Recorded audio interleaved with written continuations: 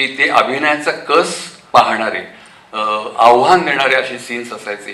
आणि आमची तिघांची त्याच्यामध्ये कॉन्ट्रीब्युशन खूप होती त्या सीन्समध्ये. एखाद दुसरा सीन मी सांगतो त्याच्यामध्ये.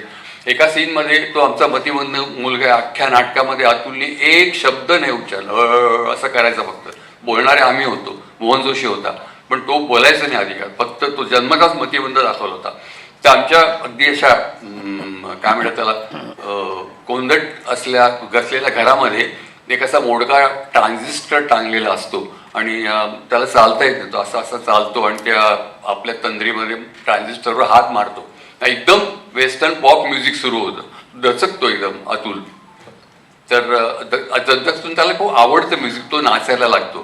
तेव्हा मी हातातलं टायपिंगचं काम सोडून मुलाला नाचताना बघून मला भयंकर आनंद होतो आणि मी पण त्याच्याबरोबर नाचायला लागतो. बॉल डान्स होता आमचा स्टेजवर आणि आमचा तो बॉल डान्स चालू असताना तो अतिशय आनंदाने आणि मुलगा आनंदात नाचतोय म्हणून मला झालेल्या हर्षाने आम्ही नाचताना ऑफिसमधून स्वाती येते, मुलाची आई माझी बायको, आणि आम्हाला नवऱ्याला आणि मुलाला नाचताना बघून तिच्या डोळ्यात पाणी येतं. मला अजूनही ती एक्सप्रेशन त्या दोघांची आठवतात.